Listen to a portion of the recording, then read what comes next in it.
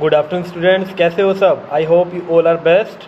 जैसे कि आपको पता है मेरी लाइव क्लासेस चल रही हैं इंस्टा पर। अगर किसी ने भी मेरी लाइव क्लासेस लेनी हो तो आप इंस्टा पे मुझे फॉलो कर सकते हैं। इंस्टा पे मेरी आईडी है KALRA Kalra INSTITUTE Kalra institute 2016 Kalra institute 2016 इस पर आप फॉलो करके मेरी लाइव क्लासेस देख सकते हैं। ओके, अगर आपको फ्यूचर में अगर कोई भी छोटा सा डाउट आता है, नॉर्मल डाउट आता है, तो आप मुझे व्हाट्सअप भी कर सकते हैं और मुझे कॉल भी कर सकते हैं। मेरा WhatsApp number and contact number है 8568000826। Okay, I am repeating it 8568000826।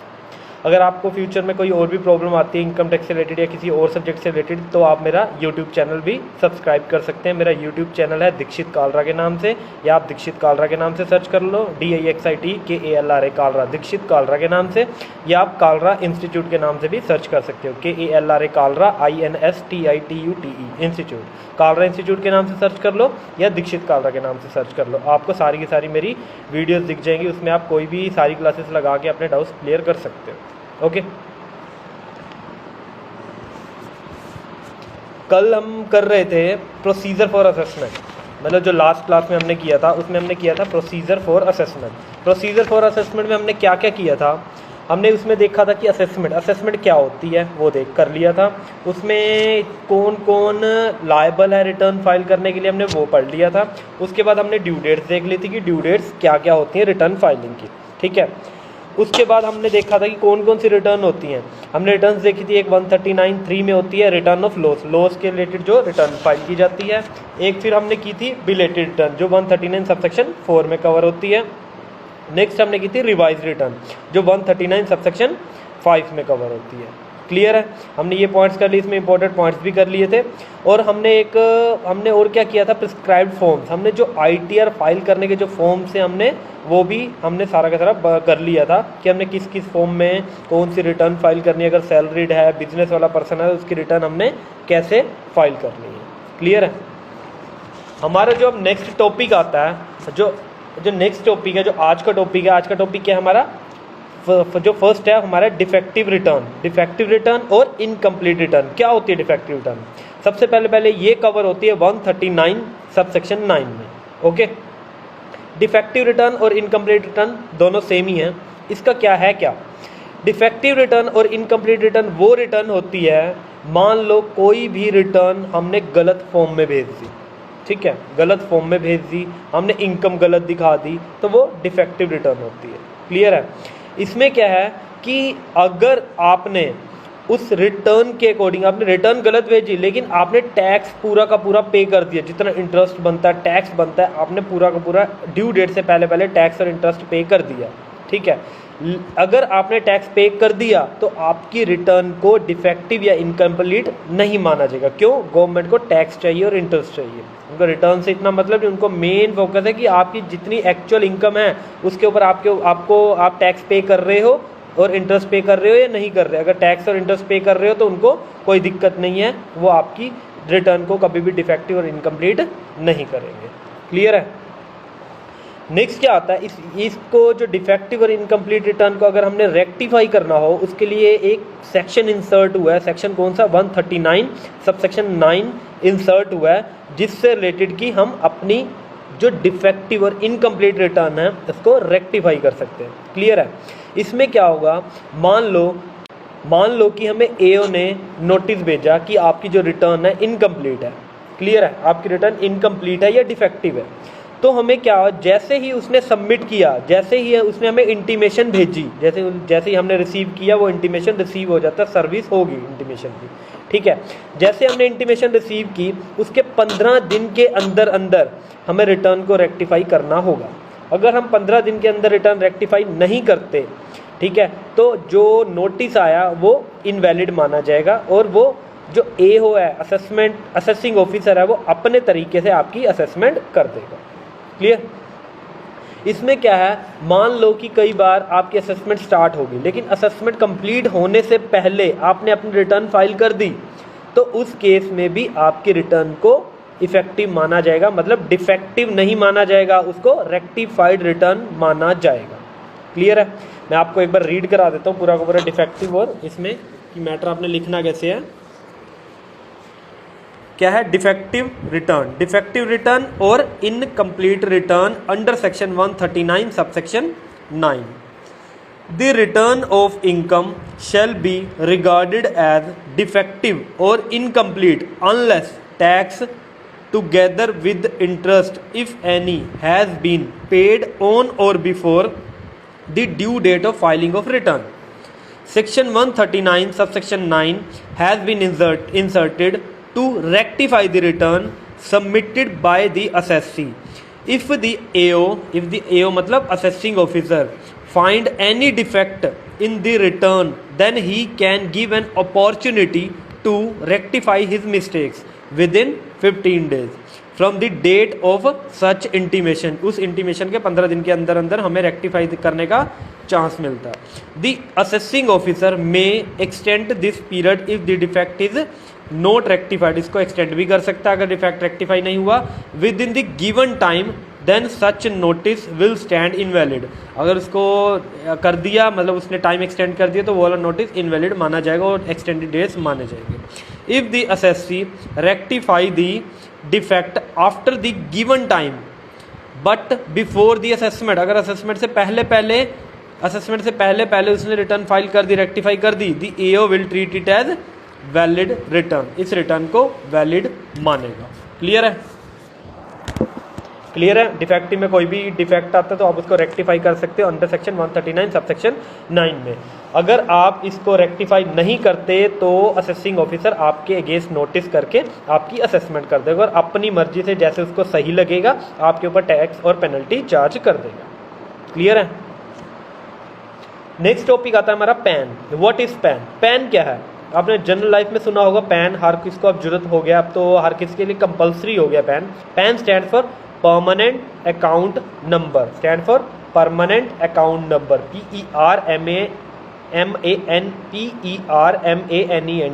PERMANENT, permanent account number, permanent account number. Pen stand for permanent account number. होता क्या पैन?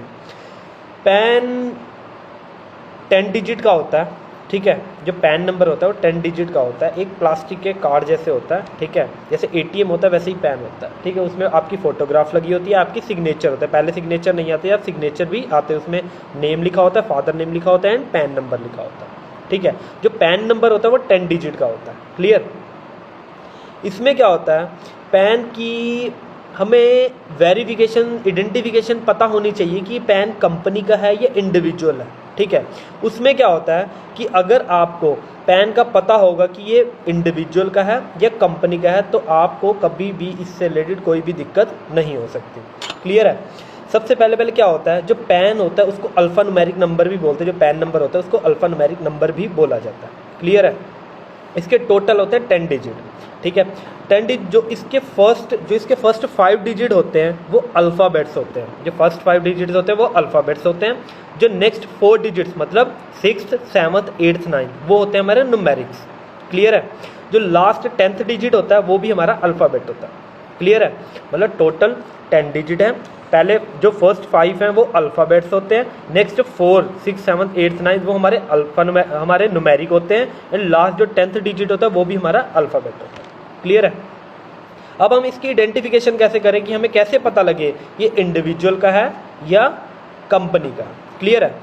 इसके ना सिर्फ 2 वर्ड ऐसे होते हैं जिससे हमें आइडेंटिफिकेशन होती है कि ये इंडिविजुअल का है, ये कंपनी का है, ये HUF का, किसका।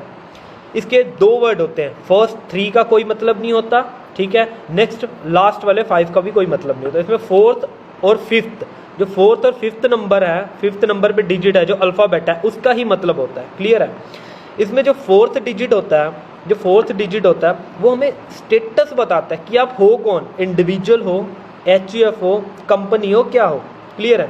अगर आपका 4th डिजिट P होगा, P फॉर पटियाला, अगर आपका P होगा तो P इंडिविजुअल का होता है जो कि सिंगल इंडिविजुअल है। इंडिविजुअल का हमेशा 4th डिजिट P से डिनोट होगा, जो उसके अल्फ़ाबेट का 4th डिजिट होगा P होगा। अगर कंपनी है तो कंपनी का 4th डिजिट होगा C से। क्लियर है? अगर आपकी HUF है तो H होगा, LLP है तो L होगा। क्लियर है? फर्म है तो एफ होगा। क्लियर है, ये 4 डिजिट की आइडेंटिफिकेशन है जिससे हमें पता लगेगा ये किस पर्सन से रिलेटेड है, इंडिविजुअल है, कंपनी है। 4 डिजिट से हमें ये पता लगता है। क्लियर है, आपको पूरा का पूरा रीड करा दूंगा, जस्ट आपको ओवरव्यू कर रहा हूँ आपको मैं, ठीक है। और 5th डिजिट से क्या पता लगता है, मान लो कि मैं अपना पैन बता रहा हूँ अपना, मेरा जो पैन कार्ड है, मेरे पैन कार्ड का 4th डिजिट होगा पी, क्यों, इंडिविजुअल हूँ, ठीक है। अगर कंपनी होती मेरी तो मेरा सी होता, अब मेरा पर्सनल नेम से है तो मेरा पी होगा। जो 5th डिजिट है, 5th डिजिट कैसे होगा, 5th डिजिट में क्या होता है, अब मेरा नाम है दीक्षित कालरा, ठीक है। अगर मैं अकेला दीक्षित यूज़ कर रहा होता तो मेरा 5th डिजिट मेरे नेम का फर्स्ट अल्फ़ाबेट होता, मतलब डी, अगर मैं दीक्षित अकेला यूज़ कर रहा होता। लेकिन अब मैं सरनेम भी यूज़ कर रहा हूँ, मतलब मैं दीक्षित कालरा यूज़ कर रहा हूँ, तो मेरे सरनेम का जो फर्स्ट अल्फ़ाबेट होगा वो 5th डिजिट होगा पैन नंबर का। क्लियर है, मतलब मैं दीक्षित कालरा कर रहा हूँ, इट मीन मेरा होगा के, 4th होगा पी, 5th होगा के, मतलब पी के। बाकी के अल्फ़ाबेट्स न्यूमेरिक्स कुछ भी हो सकते हैं, लेकिन 4th और 5th डिजिट का कुछ मतलब होता है। फिर जो 4th होता है स्टेटस बताता है, जो 5th होता है और नेम से डिनोट होता है। क्लियर है। अब हमारा पैन किस किस चीज़ के लिए काम आता है, सबसे पहले इतना यूज़ नहीं होता था पैन, लेकिन अब आप बैंक अकाउंट ओपन भी कराने जाओगे तो आपको अपना पैन देना पड़ेगा, मैंडेटरी हो चुका है ये, इसके बिना आपका अकाउंट नहीं खुलता। एक और, अगर आपका बिना पैन के अकाउंट खुला भी हुआ है तो अब 50,000 से ज़्यादा अमाउंट, 50,000 या 50,000 से ज़्यादा अमाउंट इकट्ठी डिपॉजिट नहीं करा सकते अपने अकाउंट में। अगर पैन लगा हुआ है तो आप 50,000 से ऊपर अमाउंट डिपॉजिट करा सकते हो। क्लियर है। नेक्स्ट क्या है कि पैन का और बेनिफिट क्या है, पैन से हम इनकम टैक्स रिटर्न फाइल कर सकते हैं, जो हमने रिटर्न फाइल करनी होती है, इनकम टैक्स पे कर सकते हैं, तो ये बेनिफिट है हमें पैन का यूज़ होता है। क्लियर है, तो मेनली यही होते हैं। और क्या होता है, टीडीएस में भी बेनिफिट होता है। मान लो कि आपने किसी को पेमेंट दी, ठीक है, आपने पेमेंट दी, अगर उसने पैन नहीं दिया तो आप उसके मैक्सिमम मार्जिनल रेट पे टीडीएस काटोगे, मतलब 20% पे टीडीएस काटोगे अगर उसका 20% से कम स्पेसिफाइड रेट है। अगर उसने पैन दे दिया तो जो स्पेसिफाइड रेट है उस स्पेसिफाइड रेट पे आप काट दें। क्लियर है, 2%, 10%, 5%, जितना भी है, ठीक है। अगर 20 से ज़्यादा है तो मतलब मान लो कि लॉटरी इनकम है तो 30 ही कटेगा, अगर उससे कम है तो पैन नहीं देगा तो 20%, पैन देगा तो जितना स्पेसिफाइड रेट है। क्लियर है, आपको एक बार मैं पूरा का पूरा पैन रीड करवा देता हूँ क्या होता क्या, प्रॉपर तरीके से आपको डेफिनेशन पता लग जाएगी। What is PAN? PAN stands for Permanent Account Number issued by Income Tax Department. This is an alphanumeric number. It has 10 characters. The 5 digits are alphabets, next 4 digits are numeric, and the last 10th digit is also alphabet. For example, A, B, C, D, 1, 2, 3, 4, F. How to identify PAN? PAN को कैसे identify किया जाता है? There are only 2 digits, 4th and 5th, which helps to identify the pan, जो identify pan को identify करता है। 4th digit identification, the 4th digit identify the status of the assessee, जो असेसी का स्टेटस बताता है। For example P for individual, जो 4th digit होगा इंडिविजुअल का P होगा, कंपनी का C होगा, फर्म का F होगा, HUF का H होगा और LLP का L होगा। 5th digit identification, it is related to the name or surname of the assessee, name or surname of the assessee. If the assessee does not use his surname, then the first alphabet of his name will be the 5th digit, and if the assessee uses his surname, then the first alphabet of his surname will be 5th digit. For example, डोली का D, अगर डोली जिंदल है तो इसके surname का first word J, ये 5th digit होगा। ABC कंपनी का कभी भी सरनेम नहीं होता, तो उसका जो कंपनी का फर्स्ट नेम है वही उसका 5th डिजिट होगा। यूजेस ऑफ पैन के यूजेस क्या, it is mandatory to open this saving account in the bank. It is mandatory to submit a PAN if the person wants to deposit an amount in a bank exceed rupees 50,000. PAN is mandatory if the assessee wants to deduct the TDS at an actual rate. If the PAN is not furnished, then the TDS will be deducted at MMR.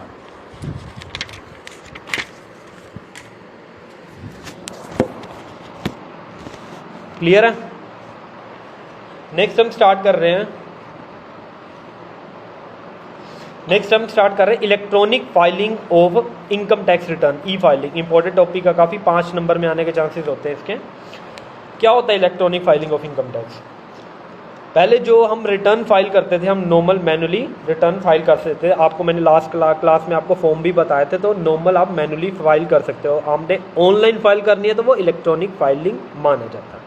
अब क्या है, हमारी technology में इतनी advancement हो चुकी है कि हम 1 सेकंड के अंदर रिटर्न डायरेक्ट फाइल हो सकती है, मतलब विद एक बटन के प्रेस होते ही हमारी रिटर्न सबमिट हो जाती है। क्लियर है। जो मैनुअली जाती है उसमें अब एक एक डिटेल लिखनी पड़ती थी, सबको लिखना पड़ता था, फिर डिपार्टमेंट में जाके डिपॉजिट कराना पड़ता था, वहाँ पे स्टैंपिंग करानी पड़ती थी, उसी पेपर को जो एक्नॉलेजमेंट मिलती थी वो हमें संभाल के रखनी पड़ती थी। लेकिन अब इसमें ई फाइलिंग में क्या हो गया ई फाइलिंग में क्या है, अगर आपने कोई भी रिटर्न फाइल की इलेक्ट्रॉनिकली तो आपको सेव रखने की ज़रूरत नहीं है। आपको जब भी चाहिए आप नेट की इनकम टैक्स की साइट पे जाके वहाँ से आप अपनी रिटर्न को निकाल सकते हो जब भी आपको रिक्वायर्ड है। आप इसमें कुछ भी रिकॉर्ड रखने की ज़रूरत नहीं, कोई भी अब नाले ये इसमें। और बेनिफिट क्या है, इसमें साथ साथ आपकी सबमिट हो जाती है और टाइम कंज्यूमिंग भी नहीं है। क्लियर है। और क्या होता है, जो हमारी इलेक्ट्रॉनिक जो हमारी ई फाइल होती है वो किस किस के थ्रू जाते थे, वो 3 टाइप्स में जा सकती है। एक तो जो ई फाइल होती है विद डिजिटल सिग्नेचर, अगर आपके पास डिजिटल सिग्नेचर है तो आप इनकम टैक्स रिटर्न फाइल कर सकते हो। सेकंड, विदाउट डिजिटल सिग्नेचर भी आप रिटर्न फाइल कर सकते हो। और थर्ड क्या है, आप ईवीसी के थ्रू भी आप अपनी रिटर्न फाइल कर सकते हो। क्लियर है। एक डिजिटल सिग्नेचर के थ्रू, उसके थ्रू रिटर्न फाइल हो जाएगी इलेक्ट्रॉनिक, विदाउट डिजिटल सिग्नेचर भी हो जाएगी। ठीक है, जस्ट अपना पासवर्ड बनाओ, रिटर्न फाइल कर दो। Third, EVC. ईवीसी क्या होता है? EVC stand for electronic verification code. जब आप अपने रिटर्न फाइल करते हो तो उसमें क्या होता है, आपके पास ना एक ईवीसी आता है, इलेक्ट्रॉनिक वेरिफिकेशन कोड आता है, जिसको अगर आप जो आधार से रजिस्टर्ड नंबर होता है, फ़ोन नंबर होता है, उसी में ही जाता है वो। जब आपने वो ईवीसी डाल दिया, ठीक है, आपने इलेक्ट्रॉनिक वेरिफिकेशन कोड डाल दिया, तो आपकी जो रिटर्न होती है साथ ही साथ प्रोसेस हो जाती है और डायरेक्ट आपकी बेंगलोर पहुंच जाती है। आपको हार्ड कॉपी भेजने की ज़रूरत नहीं होती। क्लियर है। मेनली क्या होता है, ये हमारा टाइम बचाती है। ठीक है, इसमें पेपर वर्क भी कम हो जाता है और हमें इसमें रिकॉर्ड रखने की कोई ज़रूरत नहीं होती। आपको एक बार मैं ये सारा का सारा रीड करा देता हूँ। Electronic filing of income tax return, e filing. क्या होता है e filing? The advancement of technology has made our life much easier as almost everything is available on a click of button. The government has understood the importance of computerisation and prefer the e filing to all the assessees for filing the returns. मतलब government हर किसी को prefer यही करती है कि वो ई file कर दे। ठीक है। The process of electronically filing the return through the internet आना है यहाँ through the internet is known as e filing of return. Provision relating to e filing under income tax act 90। E filing से related जो provisions हैं वो कौन कौन से हैं? The CBDT central board of direct tax has the power to make rules related to e-filing of return by various persons. ठीक है, by various persons. The board may make rules providing for the class or class of persons who is required to furnish return in electronic form. मतलब इसमें आपको बता सकते हैं कौन सी class के, मतलब किस लेवल के, मतलब कि जिनकी इनकम, मतलब ये है क्लास, मतलब इसमें होता है कि आपकी जो इनकम है वो किस स्लैब में स्टैंड करती है, अपर क्लास में करती है, मिडल में करती है, लोअर में करती है, तो उसके अकॉर्डिंग आपके लिए मैंडेटरी है या नहीं है। The form and the manner, the return में भी कौन सा फॉर्म करना है और मैनर आपको कौन सा फॉर्म सबमिट करना है, मतलब कौन सा फॉर्म और रिटर्न कैसे फर्निश करनी है, उससे रिलेटेड सारे के सारे आपको प्रोविजंस बताते हैं। The document which shall not be submitted with the return and shall be produced before the AO। कौन कौन से डॉक्यूमेंट जो साथ हमने भेजने नहीं होते वो हमें AO के सामने प्रोड्यूस करने पड़ते हैं जब AO डिमांड करे तो। ठीक है, ये सारे प्रोविजंस हैं इसके इलेक्ट्रॉनिक फाइलिंग में। मोड्स क्या हैं? ई filing using a digital signature, E filing using a digital signature, E filing without a digital signature, E filing under electronic verification code. ये 3 स्टेप्स हैं जिससे हम ई फाइल कर सकते हैं। Digital signature, without digital signature and EVC, electronic verification code.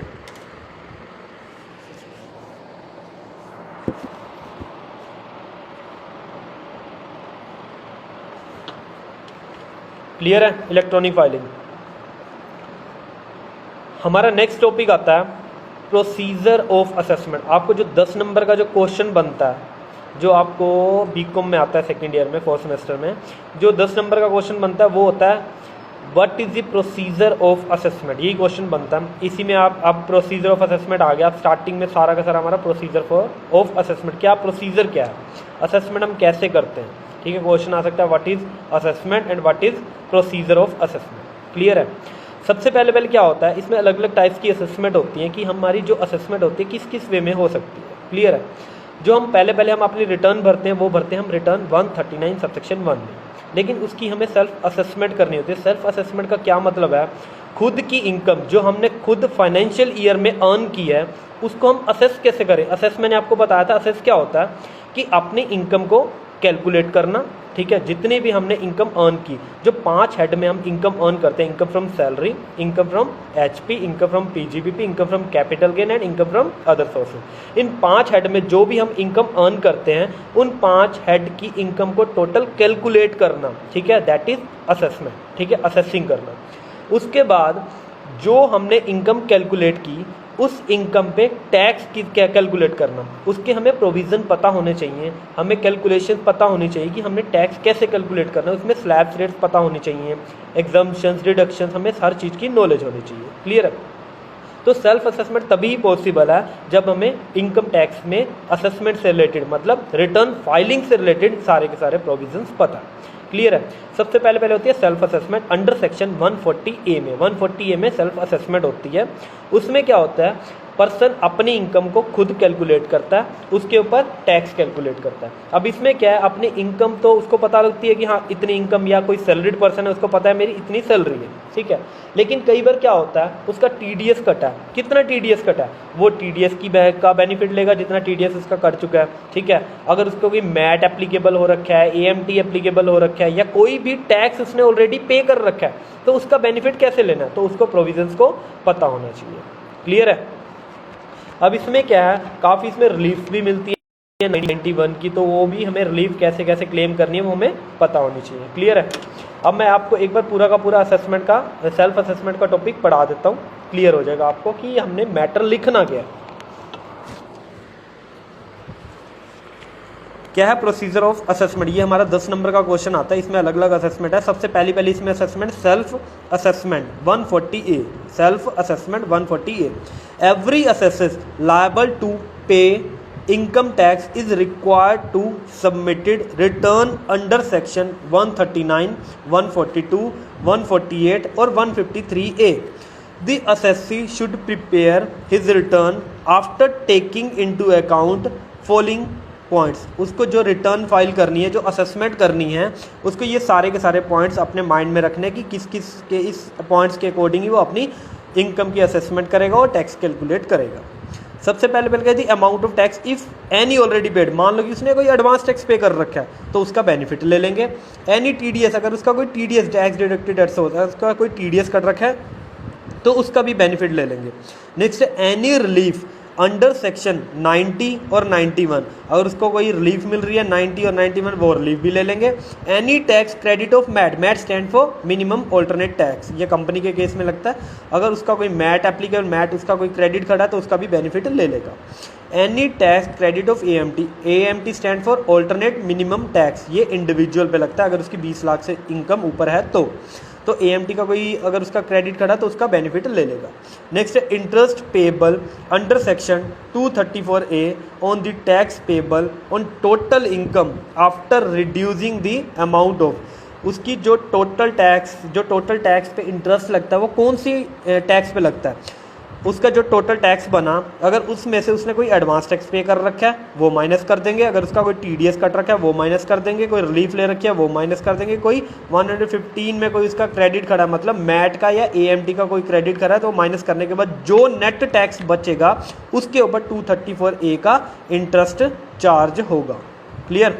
Explanation, assessed tax means, assessed tax का मतलब क्या होता है, means the total tax on the total income, total income पे total tax declared in the return, जो return में declare कर रखा है, after deducting TDS, advance tax, relief under section 90, 91, tax credit under section 150, MAT और AMT का credit, मतलब ये माइनस करने के बाद जो टैक्स रिटर्न में दिखा रखा है that is a assessed tax.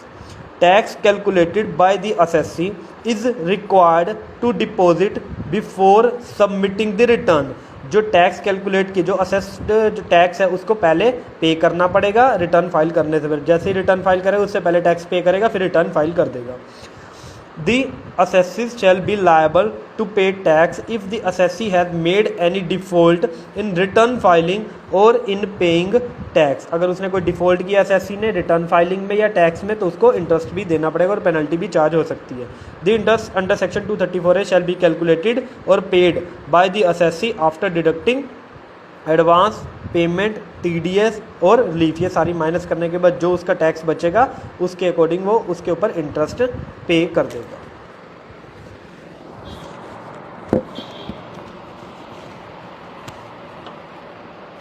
Okay, clear है।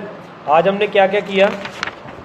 सबसे पहले हमने पढ़ा डिफेक्टिव रिटर्न और incomplete return under section 139 subsection 9, ठीक है।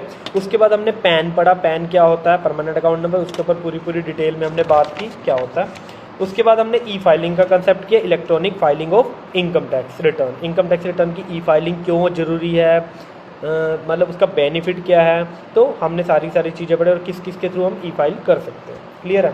उसके बाद हमने स्टार्ट किया प्रोसीजर ऑफ असेसमेंट का टॉपिक। उसमें हमने एक ही कंसेप्ट पढ़ा अभी, कौन सा, सेल्फ असेसमेंट। सेल्फ असेसमेंट ये बहुत ज़्यादा इंपॉर्टेंट पॉइंट है। प्रोसीजर ऑफ असेसमेंट 10 नंबर का आता ही आता है। जो इसमें हमने एक पॉइंट पढ़ा सेल्फ असेसमेंट, इसके 3 नंबर में आने के बहुत ज़्यादा चांसेस होते हैं, ठीक है। अगर आपको 10 नंबर का क्वेश्चन आता है तो आपने ये पॉइंट लिखना है, आगे पॉइंट हम नेक्स्ट क्लास में करेंगे। Okay, thank you.